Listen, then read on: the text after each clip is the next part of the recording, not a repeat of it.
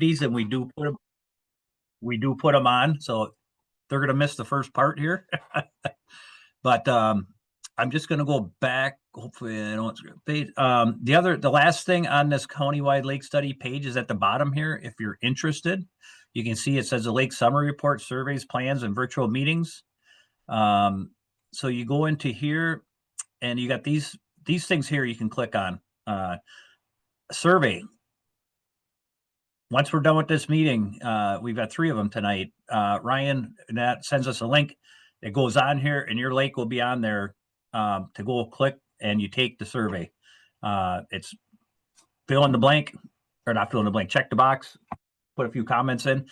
Everybody in your household can take this. It's not just one per household or anything like that. It's basically to get an opinion, your opinion on what's good, bad, or indifferent on the lake, what you want to see improved, or anything like that. You'll see when you take the survey, but 5 people in a household can take it. It's all their own individual opinions and whatnot. Your neighbors, your friends, and people that use the lake, whatever. So we encourage everyone to take that survey. The more, the better for information that we gather. I will be sending out to your association. I don't want to say the president, but your board members or whatever. I work with a few of them to try and keep reminding people to take that survey. The bottom one is the lake study virtual meeting recordings, and that's where they'll be. You'll just find your lake on here, and they can listen to it. But the other one, the top one, is the lake summary reports, plans, and maps. And here you can see, I'll just take Anderson Lake for an example. Right on the top, Anderson Lake map is here also. The Anderson summary, then the Anderson final lake management plan. So you can go in here if you want to see what it's going to look like and see what the other ones look like. But eventually, your information will be on this in this location also.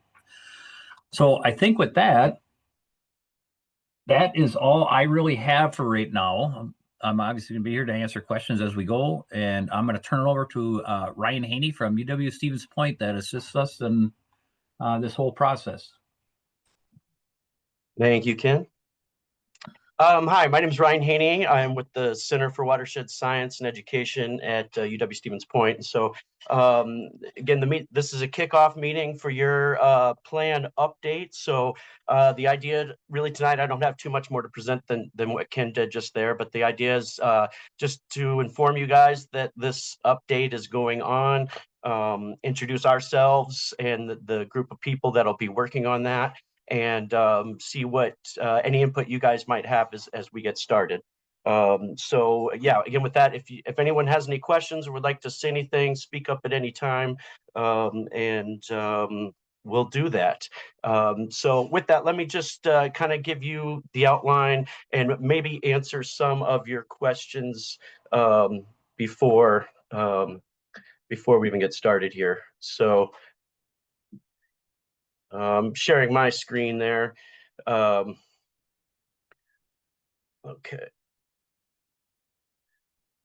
Okay, so again, I'm going to be a little bit redundant with Ken, just to give you some background here, but you guys have been through this process before. You have an existing plan with Onterra that is about coming due. It was done in 2015, and so being 2025, it's about that 10-year time to revisit some of that stuff. So because you guys, many of the lakes we've done in this project, and a big part of this project was most of the lakes in Oconto County had not been down this road before. They had no baseline data, they had no management plan. So this was a brand new experience for many of them. For you guys, we're just meshing you in with an update. Since you guys are active, you know what you're doing, you guys have a plan in place, so we don't intend to reinvent the wheel here at all with you. The idea is just going to be to update some of the information in your plan, look at progress that has been made, and then reevaluate what our goals might be and if those need to be updated at all. So again, just the background, this is the operational strategy that Ken was referring to. The Surface Water Management Plan for Oconto County in 2018 is when this was published. And they realized that yeah, they wanted some background information on all their surface waters so that they would know how to prioritize their resources. This is available on the county website that Ken just showed you. It can be kind of interesting, I guess, but this is about to be we're about to start on, as Ken said, about to start on their new 10-year plan, just like you guys are, in fact. So the project was born out of that surface water management plan to collect baseline data on all the lakes, and with that to just collect updated information about lakes that already had information. And so again, the main idea was to provide information for the county and DNR and stuff on all the various surface water in Oconto County, and so that they could prioritize their efforts and know what they had. And so since all that information was being collected anyway, they just decided to turn that into a lake management plan for each of the lakes. Those of you that have a management plan, again, this is just going to be an update. And again, I know you guys are working with Onterra, so this won't replace anything that Onterra is doing. We've done many lakes in this project that Onterra is a consultant for, and so they're very familiar with our process, and we've gotten to mesh with them pretty good. So we will definitely be seeking their input as well on this plan. Their main responsibility is the aquatic plant management, the invasive species management, and so that is a very specific aquatic plant management plan, and that's not to be confused with this comprehensive management plan that is kind of the umbrella to that. These are some of the figures out of that countywide plan that compares and contrasts a lot of the lakes. So you may find it interesting to see where, looking into this report, you might see it's interesting to see where Archibald stands in terms of shoreline development compared to the rest of the county, or phosphorus levels, or what have you. A lot of that stuff is compared and looked at. And so again, here's the state of the lakes. So this is an iterative report. Each year when we finish a new group of lakes, they get wrapped into this report. And so the latest report is still through 2023, just wrapping up the lakes that were completed in 2024. And then you guys will show up in the 2026 version of this. Here's that page from the county website. Again, I just wanted to show you all the documents that are being generated from this project. So that top row there are reports, examples of reports that are just summarizing the details of the lake study. So again, for a majority of these lakes, that was a baseline study. For other lakes, they had quite a bit more information. So we take not only the, what we gather over this next 2 years, but we compare and contrast that to historical data and look at trends and all that. This page also there in the middle, this page will also, as Ken said, is also access to your stakeholder survey that will be online. Again, if you guys have been involved in the planning process, you can see how standard a lot of this is. The stakeholder survey, the aquatic plant surveys, the shoreline surveys, those are all required components of a comprehensive plan. There'll also be videos of all the lake meetings available there, including this one. So that's handy for people who weren't able to attend to be able to watch that video. And then at the bottom, of course, we're generating from that process lake management plans. And these plans are DNR approved comprehensive plans in accordance with NR 193. And so it will be your new plan for the next 10 years. Again, that doesn't change what is going on in terms of your plant management with Onterra. So here is just sort of the structure of the project. We've got the state of the Oconto County lakes report, iterative report, and under each one of those, the individual lake summary reports are attached. And then the countywide surface water management plan, and each one of the 60 plus lakes management plans become appended to that surface water management plan as well. There's a link that'll take you to that page on the county website. I've also had just good luck Googling Oconto County Lake Study. These are the project partners involved in this. I didn't put Ontario on here, but Ontario would certainly be a partner. But Kindalata, county conservationist, myself, Brenda Nordine is the lake biologist with the DNR for your area. She's not on tonight, but she will. I'm sure you're familiar with her. She'll be integrally involved in a lot of this. Steve Heimerman with the Klawa, who is on tonight, has been involved, and then Derek Thorne is the coordinator with he's the invasive species coordinator with Lumberjack RC&D. And so when it comes to planning time, I also might throw on here the DNR fish biologist and UW Extension that also partake in this. So with part of one of the values of this project for you, even though we didn't get the grant that we had hoped to, the state grant for this for you, there is the county cost share that's available from Ken's office. And the other value is that the DNR, we coordinate each of these lake studies with the DNR. And so Brenda will be conducting most of that field work, Brenda and her shop. So she'll be doing the new point intercept survey. She'll be doing the new shoreline habitat survey and coarse woody habitat survey, things like that. And so that's all done at no cost to you, just to update the county and the state databases. All that information is then sent over to me, and I'll kind of create kind of the updated figures and the report, and go from there. So just real quick, just to visit, lake management plans are regulated under Chapter Inter 193, and you can see each of these categories that are required for a lake management plan. It can be kind of tedious. So that's where that's where your consultant, or in this case, we come in to help facilitate the assembly of all that. And again, out of all these categories, we're going to be using whatever's available, your citizen monitoring data, and then what the DNR comes up with in their new surveys. So the project process, a 2-year study generally.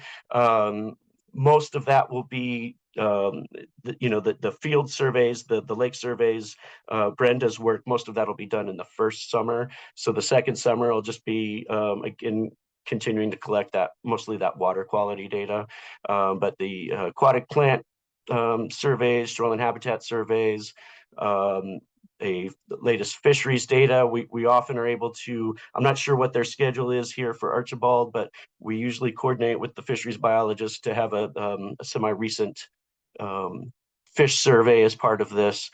And then, like I said, we will evaluate progress since your 2015 plan, and revisit the goals, update them as necessary, and just kind of add or subtract anything that might be relevant at the time.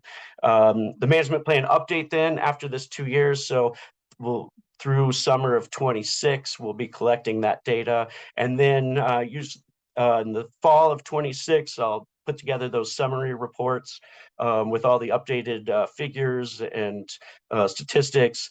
And then we will gather in early 2027 to be determined. And when I say gather, we've been having good luck with these Zoom meetings, so we'll probably continue with that.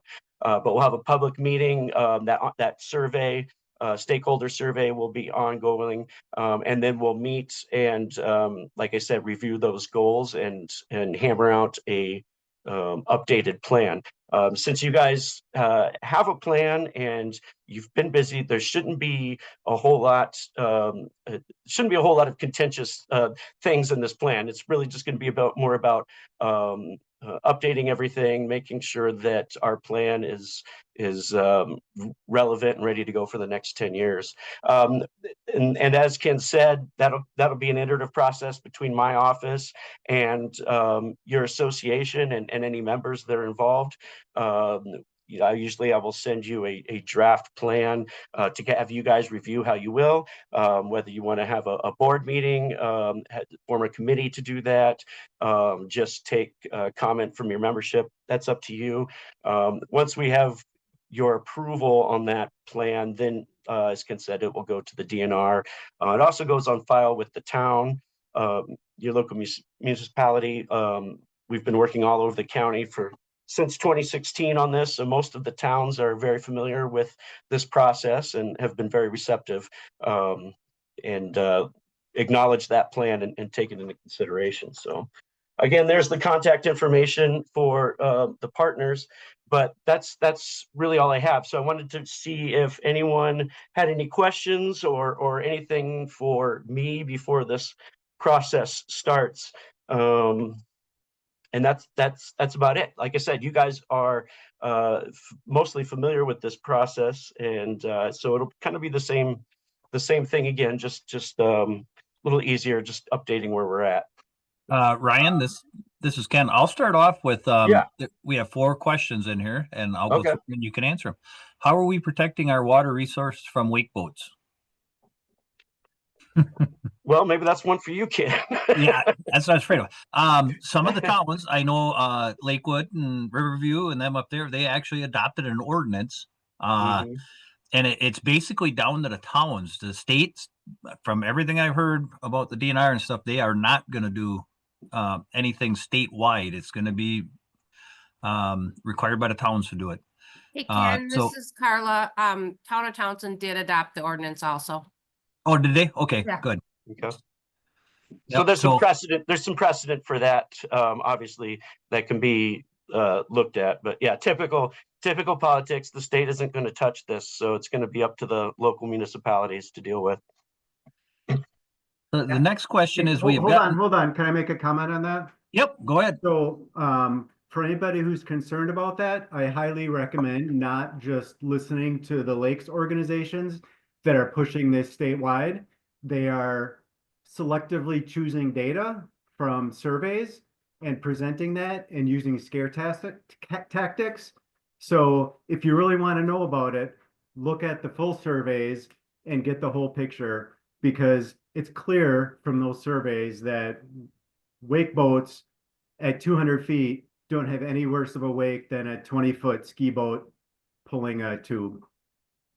And Okay. 20-foot ski boats pulling tubes can be 100 feet from shore doing circles, and nobody's going to say anything. But that wake is way bigger or just as big as a wake boat at 200 feet. So please, before you fall for the scare tactics, look at the surveys and make sure you're not just being scared by these lakes organizations. Okay. Thank you, Keith. Any other comments on wake boats? Not the next question. We've gotten zebra mussels in the past several years. Is there anything that can be done about them? Wish we had Brenda here to speak to that, but to my knowledge, there's nothing that's being done about those. Right. The The only one I know is Shawano Lake did a test. It was a study on. They were doing some kind. I think it was a treatment or something. I don't even know the full details, but it's a long term thing. I don't know if you'd ever get rid of them, but they were like circulating the water out of the lake through a treatment system and back in. And Oh, wow. Yeah, it was a pretty intensive one, but I think it's the only one that's ever been done. And I said, I don't even know if they really have results on it yet or what. Okay. But it was interesting. But no, as of now, they document it. And then what we actually do in DNR and everything else is encourage all the more, clean boats, clean water and stuff like that. And,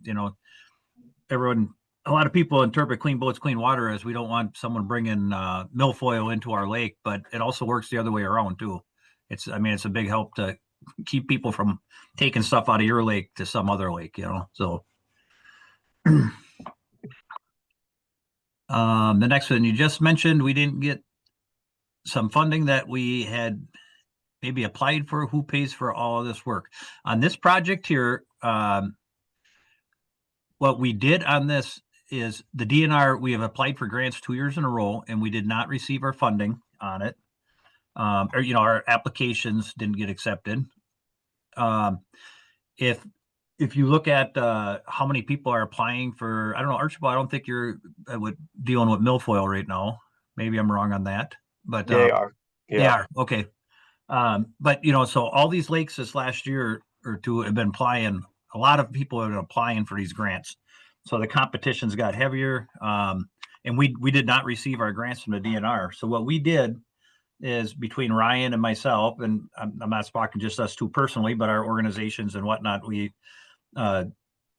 took and came up what the cost would be to do it. And this is what Brenda doing a lot of the work too. That's donated work from Brenda with out of DNR.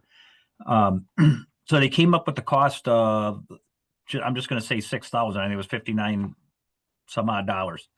But so with our Healthy Waters Cost Share program, we can fund 50% of that. So I went out to the lake associations and told them, here's what we can do. You pay $3,000, we'll pay 3,000, and in the end, you'll have a 10-year comprehensive plan.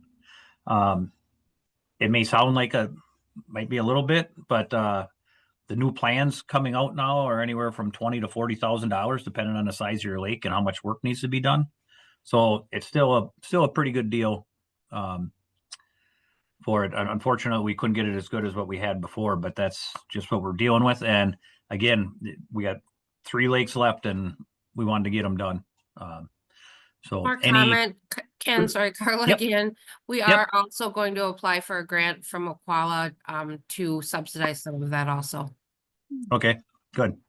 So did all the earlier lakes in the county get this funded 100%? They did not have to pay. Yes.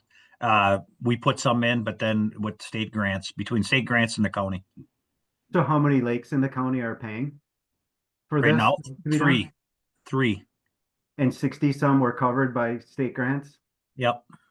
Keith, for Now- more flavor to that, keep in mind that we've received sizable grants from the DNR for EWM, that's where that money went to. So we're not at a disadvantage in any way. We just have used those funds for other things than this whole updated lake management plan. So, and we also are getting rolling funds from 23 and 24 into 25 to continue our EWM efforts. So it's all a wash in the end. It just is what we've applied our grants to. Yeah, I understand we're getting plenty of other grants, but and maybe this goes to my next question. Is this required, and by whom, and what for, and how does it benefit us to spend the money to do this? Does this help us apply for other grants down the road? It is required by DNR to apply for grants, other than, I think, a rapid response grant, I think, is the one that you don't have to have your plan and aquatic APM plan and your. Yeah, I was gonna say that the comprehensive plan is also required for an aquatic plant management plan. So if you're doing any sort of active invasive treatment or harvesting or anything like that, that's going to require a comprehensive plan. And those are good for 10-year spans. Okay, sounds good. That answers my questions. Thanks. Just because they want to make sure that there's, that wider view of water quality and watershed and lakeshore and all that stuff being considered as we make management decisions. So that just needs to be updated so we can look at change over time. Hey, Ken, can you hear me now? Ken, this is Andy Hudak from the DNR. Sorry, I've been Hey. trying to unmute Hey, myself here. I was trying to chime in to hopefully try and answer a few questions that may be lingering. But it sounds like, I've been kind of keeping track of how you guys have been answering them. Let me know if there's any additional context to any of those questions that you want me to help provide some information on. sounds good. Appreciate it. The next question we have is for Carla. I don't know what she got in here. Please explain the ordinance. Yeah, you know what, Laura? Let's talk on that one offline. I don't want to spend a lot of time at this meeting because it has nothing to do with this whole lake management plan has nothing to do with the wake boat ordinance. if you don't mind, can we talk offline? Absolutely. Thanks, okay. Carla. Yep, you're very welcome. Just go to the Townsend website and get a copy of it. Yep, true, Right true, there. Keith. Yeah, I would like to say with that, to think of this comprehensive plan as, the town has an ordinance on weight load. That does not mean it can be a concern in your plan that we want to make sure this thing's enforced, or we want to educate people on it, or, whatever, or we want to fight against it, whatever it is, I guess don't think of this plan as just thinking about your regional water milfoil and stuff. It's the whole ball of wax on everything that happens on your lake, from fisheries to woody habitat to beyond the shore, behind, off the property lots, how much runoff is coming in and affecting your water quality and stuff. But it a lot of times in these surveys and stuff, that when the people take them, there's a lot of comments on boating activity. They think that no wake time should be changed, different things like that. So keep an open mind on it. And it doesn't mean it has to be in there, or anything does, but it sure can, as if your group agrees on it. yeah, that's a great comment, Ken. I'm glad you said that, because definitely we're not focusing on, EWM, in this, like we have in a lot of other areas. So I think we'll kind of reiterate that throughout this process, that it's, whatever you are concerned about. Yeah, correct. And yeah, that's a good point. Ontario will still be in charge of running your aquatic plant management, and so this doesn't affect anything you're doing there. This is kind of the overarching holistic view of the lake that hasn't been updated in 10 years. So we've got 10 more years of water quality data to look at. We've got updated shoreline habitat maps to look at. And so a big part of this will be looking at how things may have changed since 2015, and then adjusting our goals and objectives if necessary. We may be perfectly on the right track. We got another question. If I heard correctly, there will be a topo done on the entire two basins. If so, will there be a benchmark created to understand the changes in water levels? I can answer that yes, you'll get a new topo map. It'll be much better than the ones from the 40s, 50s, done with a rock and a rope, whatever. But these are done with high tech, electronic equipment and stuff. And we are creating, understanding not understanding them, but the changes in water levels. Since 2015, I go out and place a lake level gauge on the lake. It's on off of Bells Point Road there's a little strip of public access. That goes out every year since 2015, and we set it to sea level elevation. And Tim Cunahan is the volunteer that goes down there. I don't know if he goes once a week, 2 weeks, whatever, but several times a month, and reads the level on that. And that all gets reported into the DNR's data system. So we're doing this on 5 different lakes in the county, and yours just happened to be one of them. But so they are trying to start. It's never been done before, and they're trying to get ideas on water level fluctuations on these lakes. Yeah, it should be interesting. I was reading your current plan, and that water level gauge, I think, had been in for a little less than a year at the time. So I saw that data, but it'll be interesting to see what it looks like over 10 years now. Yeah, Archibald Lake was the one lake. I mean, in 2018 we started getting above average rainfalls. 2019 was terrible. In 2020, we were setting records. Archibald Lake was up almost 5 feet above the average.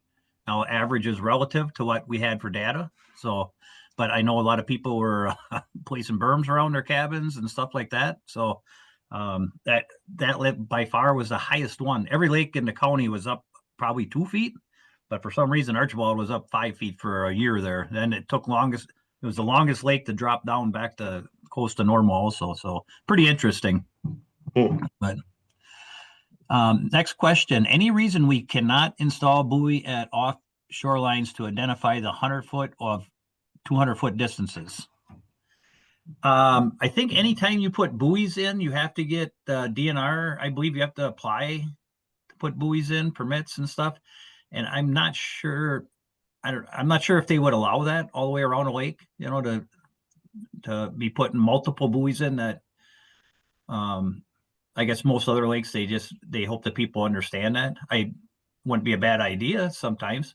They could have a shocking system that if you went inside it, you got a shock on the steering wheel or something that, And but Carla again, sorry. It is, you do have to have permission and you have to put, you know, a lot of data around things like that.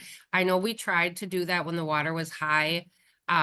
We used our EWM curtain buoys to mark in spots where where it was 250 feet. And we got our hands slapped for it and we had to take them out. So it is a Sure. process. I don't know off the top of my head exactly what the process is, but it's a process. And Right. unlikely that it will happen. Right. Some things that, not that, I mean, obviously that you can't do that, but the other things you can look at and can be part of your plan is education on it. Mhm. Wheeler Lake does a real nice job on their boat landings. They got a map and it has it all hatched out. So here's your 100 foot around. So I mean, people that are familiar with the lake can say, oh, by the island, we can't even go in there behind the island.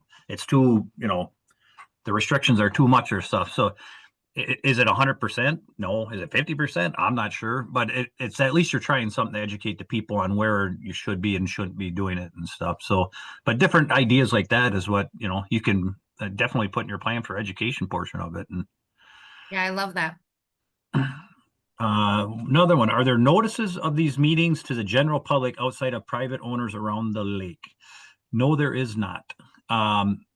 We didn't know, well, we put it on our website, the social media portion just, and I tried encouraging people to contact other people outside of the lake, I guess, if they're interested. What happens, the way we do it is we go around the lake and take all property owners that are touching the lake.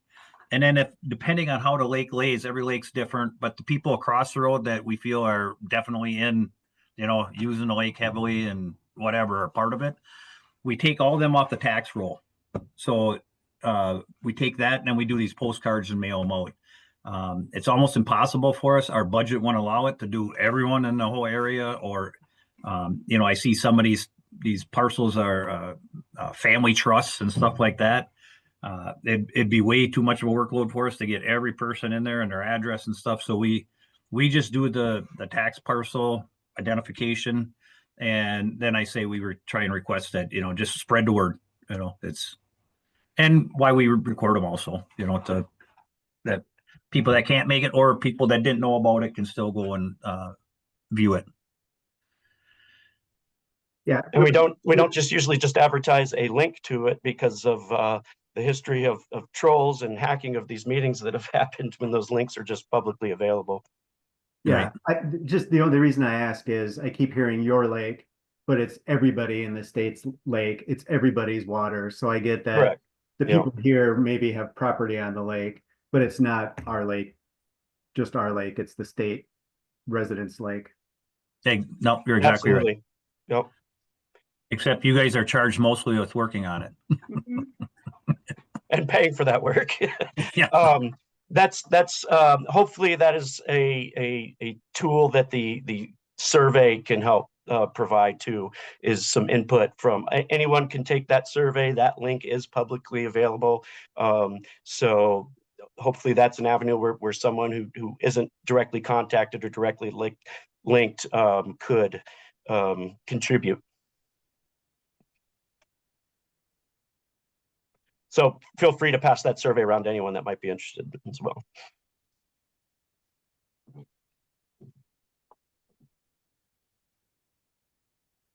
All right. Any other questions? I seen Steve was on. Do you have any, Steve Hireman from Oquala? Do you have any words of wisdom? Ken, you have ESP. I was just getting ready to jump in.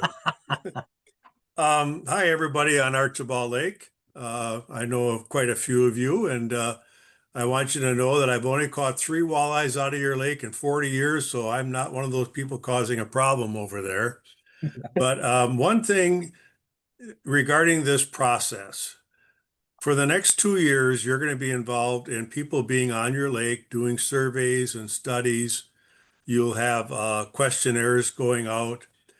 I would highly advise, to get the maximum benefit out of this process, that your lake association selects a small team. I would suggest 3 people to be the coordinators of this effort with Ken and Ryan and Brenda, and that you stay in contact with them to know what's going to be happening on the lake, when it's going to be happening, before it happens. One of the things that is a great benefit is, especially with Brenda's work, is that she usually has room on the boat to have somebody come along with her and help her do her different surveys. It is a great chance for an educational experience, hands-on, learning how to identify the different plants, understanding the issues and benefits of different aspects of the shoreline and woody habitat, getting people involved, making sure the communication is there so that somebody's not looking out their window someday saying, hey, what the hell's going on our lake today? If you can know ahead of time that somebody's going to be there, it just makes people more aware and less suspicious of what's going on. So again, a small team, 1 to 3 coordinators working with our team here to make sure we're getting the maximum benefit out of this process, not waiting till the end to see what the result is. So that's my word of advice. Thanks, Steve. And that's also a good reminder that Brenda has always been great about that. Anyone that's interested in coming out on the boat with her for an hour or the day or what have you, she's been very receptive to that. It's one of the reasons she posts the dates that she plans on being out there. And frankly, she can usually use the help. So Right. I'll second that.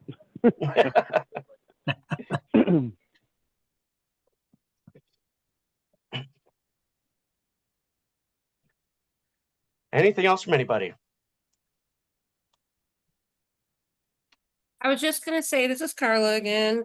Bill Siski is our leader of this project. And I know that he's definitely planning on looking for help throughout this process.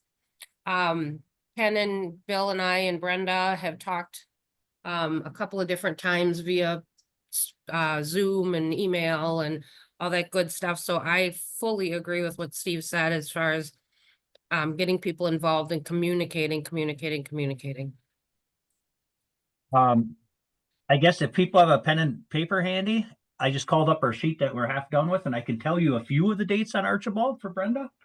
The shoreline survey course woody habitat is going to happen is planned right now, June 24th and 25th.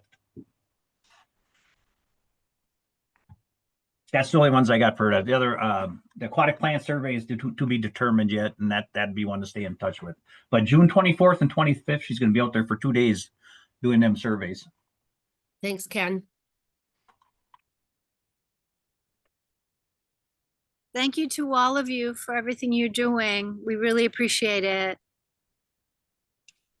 Yeah, thank you guys for being involved. This is one of our better turnouts for a lot of these meetings. So I think that just kind of illustrates that your lake's sorry, mosquitoes are out all of a sudden. That just illustrates your lake's commitment, your group's commitment here. So that's a treat to work with as well. Again, feel free to reach out at any time during the process. That's what we're here for. So I'm with that. Yeah. Sorry, Ken. Yeah. Other than that, feel free to hook up with Brenda on some of those dates, and feel free to contact us, any of us, for an update. Other than that, you may not hear too much about this unless you inquire until the data is done collected and you get your summary report, which would be fall of next year. But don't hesitate to contact any of us and see where things are at if you haven't heard in a while. Great, good to know on that. Yeah.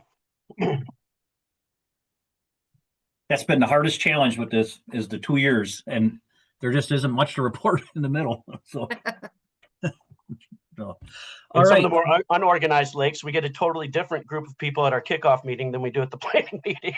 Yeah. So with that, we have another meeting at 6:30 that we got to get ready for. I appreciate everyone taking the time to come out and hear what's going to be going on. And I guess enjoy the rest of this beautiful week. I guess the rain's starting maybe tomorrow and Thursday, so maybe not so much nicer anymore. But We need it down here. Have a great night, you guys. Thanks so much. You all too. right, Thank you. thank you. Thanks, everyone.